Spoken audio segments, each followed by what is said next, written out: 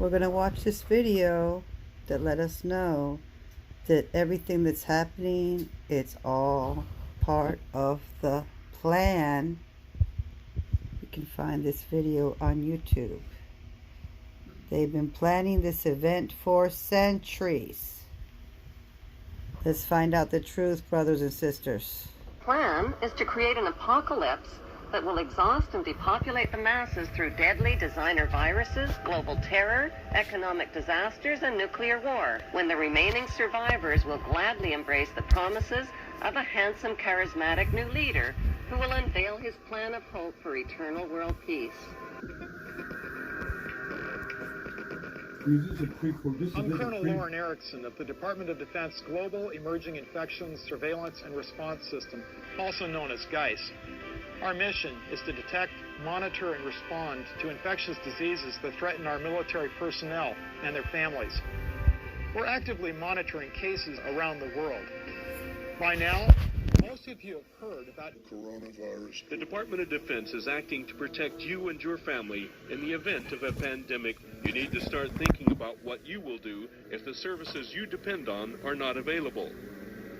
Imagine the effects on your family and community if hospitals are overflowing, if schools, banks, and post offices are closed, if services such as telephone, water, and power are disrupted. Stores may close or have limited supplies. You may not even be able to rely on public transportation. Consider that the ability to travel, even by car if there are fuel shortages, may be limited. In the 1950s, a weapon was invented that has become more powerful than America's deadliest weapons of mass destruction. It is the weapon of mass deception, and it is right in our own living rooms. The hypnotizing world of picture television brings us the news of the world through two central news agencies called Reuters and the Associated Press. The Rothschilds bought Reuters in the 1800s, which later bought the Associated Press and made the Rothschild family owners of the world's largest central news services. To the present day, the world depends on these Rothschild-owned central news services as their main source of news and information. In his book called Who Owns the TV Networks, author Eustace Mullins claims that the major TV networks, radio stations, newspapers, and publishing empires are controlled by the Rothschild, Rockefeller, and J.P. Morgan money cartels through their corporate conglomerates. The bankster-owned media conglomerates include weapons manufacturers General Electric and Westinghouse, which profit from promoting wars. Control over the internet, publishing, recording, and top cable companies can be traced back to the same Big Five media empires: General Electric, Time Warner, Viacom, Disney, and News Corp. These media monopolies are owned directly or indirectly by the Rothschild, J.P. Morgan, Rockefeller, and Oppenheimer Brotherhood. Yes, there are now more stations and more media voices, but they're all coming from the same ventriloquist. I scream, you scream, you know the rest. I scream, you scream, you know the rest. I scream, you scream, you know the rest. I scream, you scream, you know the rest. I scream, you scream, well, you know the rest. I scream, you scream, well, you know the rest. I scream, you scream, well, you know the rest. Got it. I scream, you scream, you know the rest. I scream, you scream, we all know the rest. I scream, you scream, you know the rest. I scream, you scream, well, you know the rest. I scream, you scream, you know the rest. Mike Myers says, yeah, baby. Mike Myers says, yeah, baby. Mike Myers says, yeah, baby. Mike Myers says, yeah, baby. Mike Myers says, yeah, baby. Mike Myers says, yeah, baby. Mike Myers says, yeah, baby.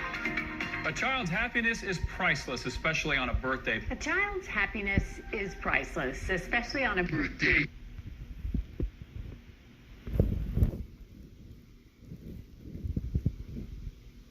The plan is to create an apocalypse that will exhaust and depopulate the masses through deadly designer viruses, global terror, economic disasters, and nuclear war, when the remaining survivors will gladly embrace the promises of a handsome, charismatic new leader who will unveil his plan of hope for eternal world peace. He will sell his peace plan by telling the world that border wars will only end by creating a world without borders.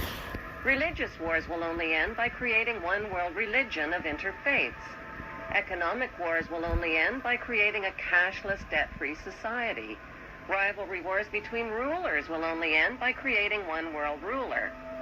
The tools used for war, from handguns to nuclear bombs, will be eliminated, and one world army will be created, which will guarantee world peace. How will this eternal peace plan be accomplished? Through the United Nations, which is the brainchild of the Committee of 300 Ruling Families. The UN is their vehicle for world government and is located on 18 acres of prime Manhattan land donated by the most visible of the ruling families, the Rockefellers. The UN is a closed organization with no public records or open meetings. U.S. taxpayers have already invested $2 trillion in this world authority. Although most of the people working for the UN are genuinely working for peace, the UN is a godless organization controlled by the Committee of 300. These inbred ruling families pretend to have royal blue blood, but their blood is no more blue or royal than Hannibal Lecter's blood.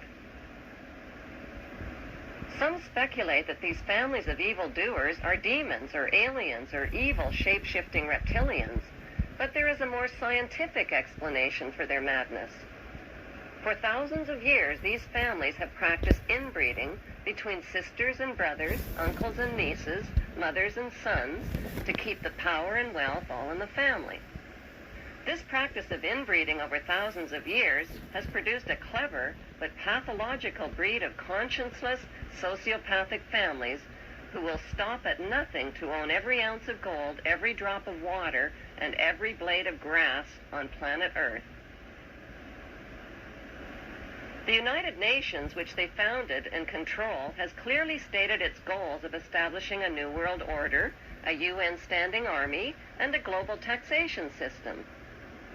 The Queen's husband, Prince Philip, and Evelyn Rothschild have already established an interfaith declaration for the creation of one world religion.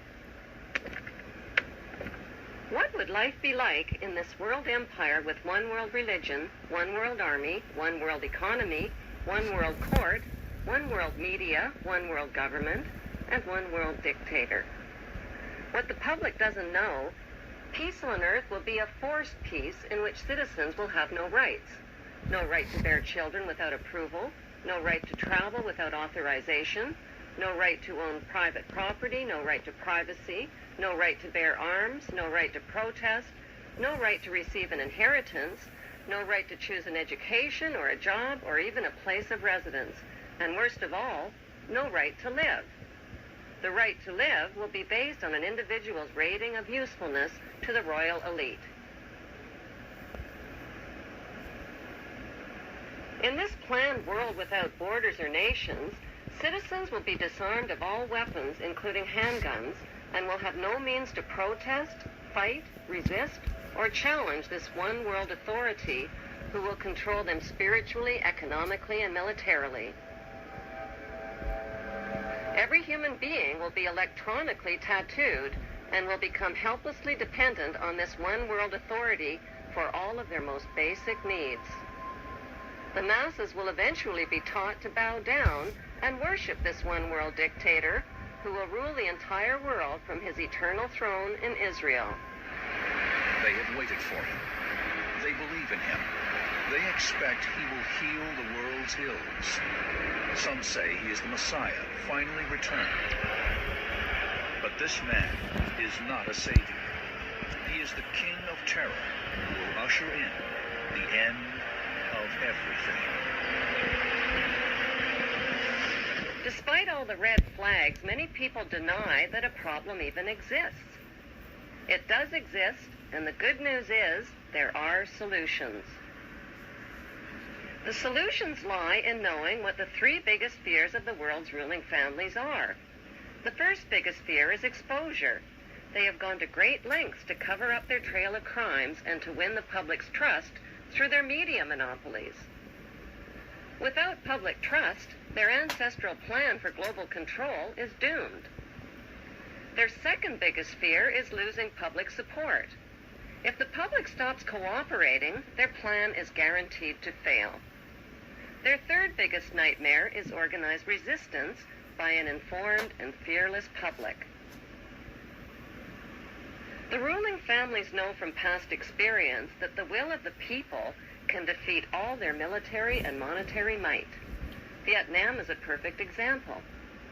There is no doubt whatsoever that these ruling families can be totally defeated by turning their three worst fears into a reality.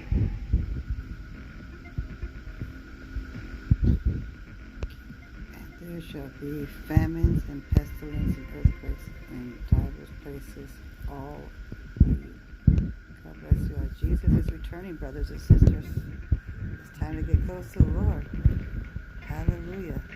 Maybe you're going to come. You're going to try.